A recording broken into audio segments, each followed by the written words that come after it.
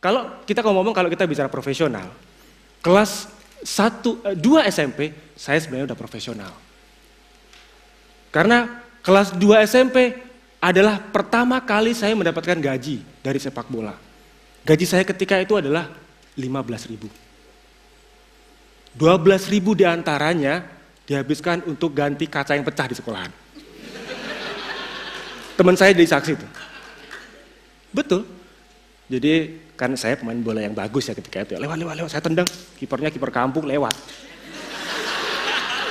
Kipernya di sana ada lihat. Pecahlah kaca itu, pecah. Akhirnya saya dipanggil guru BP. Wah ini masalah. Gak masalah bu, saya ganti 12.000. 3.000 sisanya saya buat jajan. Habis gaji pertama saya. Tapi orang tua saya nggak tahu. Kalau orang tua saya tahu, habis saya di itu. Tapi orang tua saya nggak tahu. SMP saya tetap menjalani sekolah dan tetap sepak bola 3 kali seminggu. Jadi kalau saudara sekalian pengen tahu gambaran saya sekolah waktu itu adalah saya berangkat setengah 6 pagi, bawa tas yang gede, tas main bola, isinya sepatu bola, handuk, celana dalam, banyak, plus buku. Gede nih. Bukan gaya, berat ini soalnya. Taruh. Bukan berat, jadi kalau biasa kan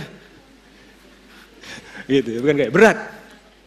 Sampai di sekolahan orang ketawain, orang kampung mau jualan ayam. Tapi saya gak pernah peduli. Yang paling tahu diri gue. Lu mau ngomong apa, I don't care. Akhirnya saya pun sekolah dengan seperti itu. Bahkan ada satu kejadian, lucu-lucuan sih, tapi jujur saya jengkel ketika itu. Ketika istirahat kelas, saya keluar, baju saya dikeluarin, cantolin di sana. Aduh, emang anak kampung susah dikasih tahu. Saya nggak tahu ini kerjaan teman juga yang saya di sana apa enggak, saya nggak tahu. Tapi jujur, kejadian itu membuat saya jengkel. Tapi saya bangga karena ya udahlah, ini hidup gue, saya benerin. Kelas 2 SMP, 3 kali seminggu, saya berangkat dari rumah setengah 6 ke sekolah.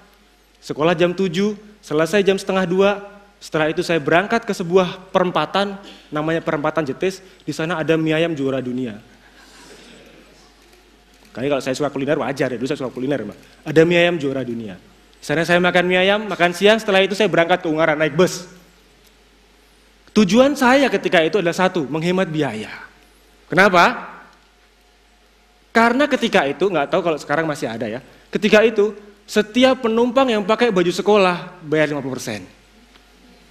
Sekarang masih ada nggak yang begitu? Wah, berarti saya waktu itu udah maju. 50%. Setelah latihan, jam 3 saya berlatih, selesai jam 6, pulang ke rumah sampai rumah setengah 9 malam. Itu saya lakuin 3 kali seminggu. Akibatnya adalah nilai saya menurun. Saya yang tadinya juara kelas, sekarang berada di kisaran ranking 20 sampai ke 30. Muridnya 50. Ibu saya bilang, kan? Ibu bilang apa? Udahlah sekolah aja. Toh main bola juga belum tentu membuat kamu menjadi seseorang. Apakah sepak bola bisa membuat kamu menjadi seseorang? Apakah sepak bola bisa menghidupi kamu nantinya? Kita nggak tahu. Tapi kalau pegawai negeri, pasti bisa. Ketika saya bilang bahwa mungkin yang dikatakan ibu saya benar kali ya. Akhirnya saya pun sedikit mengontrol. Tapi ketika itu, kelas 3 SMP, di tahun ajaran baru, saya memberanikan diri untuk mendaftar di Diklat Salatiga. Diklat Salatiga adalah sebuah Center of Excellence. Ada yang tahu Center of Excellence? Diklat pendidikan bagi khusus untuk atlet. Di mana seluruh pesepak bola di Jawa Tengah dan sekitarnya pengen masuk ke sana. Karena di sana dulu pernah melahirkan Kurniawan, Kurnia Sandi, Warsidi, dan pemain-pemain banyak lainnya. Jadi semua orang pengen ke sana. Saya memberikan diri untuk mendaftar. Karena kalau masuk diklat berarti kan sekolah nggak bayar, beasiswa kan? Saya mencoba memberikan diri. Ketika itu saya gagal. Gagal bukan karena saya kalah bersaing dengan yang lain. Gagal bukan karena saya lebih jelek dari yang lain. Tapi gagal karena saya tidak berhasil melengkapi atau sesuai dengan kriteria yang diberlakukan. Syarat untuk bisa masuk Diklat Salatiga itu 170 tingginya. Sedangkan saya 169. Saya padahal udah mencoba untuk menyiasati. Saya pakai koldore, diukur kan, saya naikin dikit, set. Tapi ternyata yang saya mau curangnya lebih pintar, ditarik, set, turun lagi, set, 169. Sorry, saya harus pulang. Kejadian itu membuat saya semakin yakin bahwa udahlah, ibu saya benar kali ya, udahlah sekolah aja. Gitu. Tapi Tuhan berkehendak lain. Ya, Valen tadi bilang religius aja bilang, Tuhan berkehendak lain. 8 bulan setelah itu, saya bermain untuk tim Jawa Tengah di Piala Haornas usia 15, saya menjadi pemain terbaik nasional. Nih fotonya. Ini udah mulai tengil, jadi rambutnya udah agak aneh tuh. Kan? Jadi kalau ada yang teman-teman yang bilang Bambang tuh tengil baru sekarang, enggak, dari dulu saya udah tengil. Nih. Menjadi pemain terbaik ini memberikan saya tiket otomatis untuk masuk di Klat Salatiga. Yang 8 bulan lalu menolak saya. Saya nggak perlu daftar, pelatihnya datang ke rumah.